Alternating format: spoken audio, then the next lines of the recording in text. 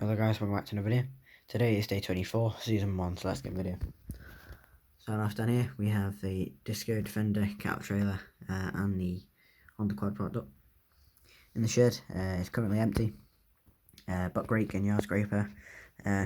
Buck rake will be used soon. The yard scraper probably just be sat there till winter, till we start mucking out the sheds when the animals are in.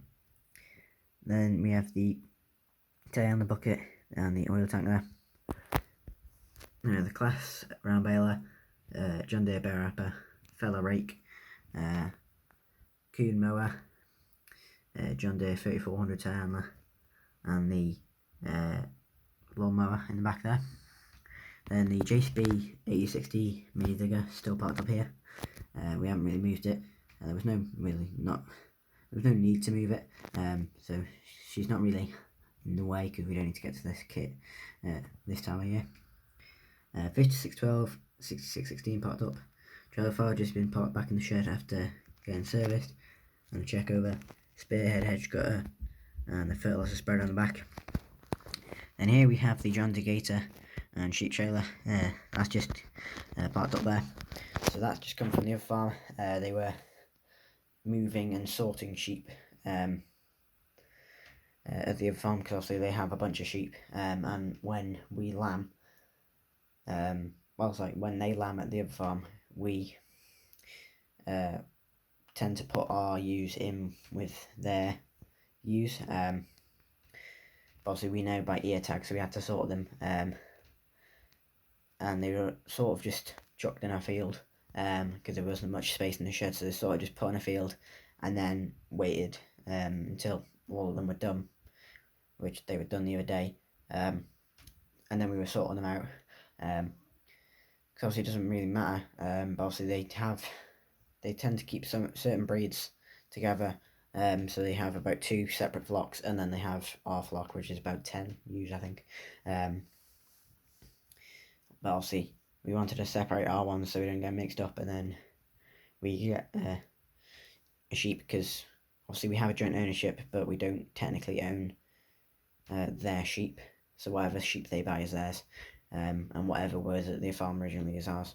So that's how it goes, and that's how we run it. It's pretty easy, and it saves arguments and confusion.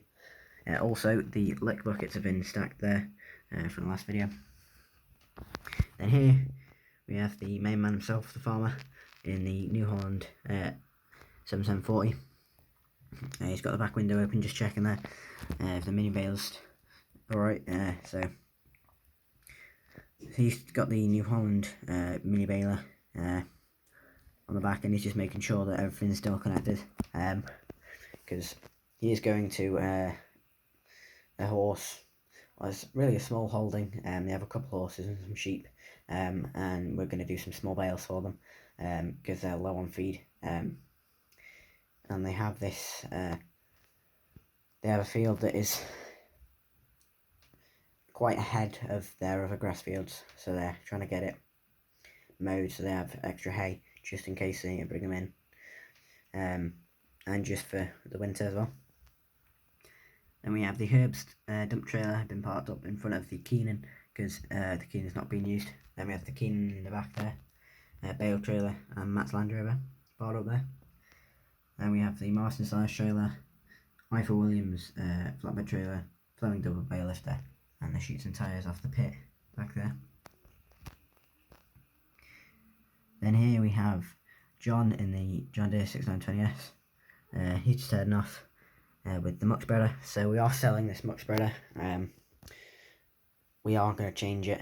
I'm not going to say what to, but we are going to change it. And what we've decided to do is we've decided to wait till we finish doing any muck spreading before we sell it. Obviously we could have made a bit of money if we had sold it, then we wouldn't be able to. So yeah, so we're trying to get, it'll be the same size, just a different brand, because we want to try out a different brand instead of the Howard, because we've had it since 2020 or 2021. So and it got second hand, so it's starting to sort of break down now and getting a bit old. So we're trying to just get it we're trying to just sort of replace it really, with a similar sized one but just a different brand. So she's going there, and we'll maybe see her at some point. And then here we have Matt in the New Holland T6175. He's got the Fleming roller on the back, and once everyone's left the yard, he's going to head off to a farm and do some rolling for them. So he's just waiting for them, the farmer and John, to head off. So whatever money we get for that muck spreader will go towards the new one.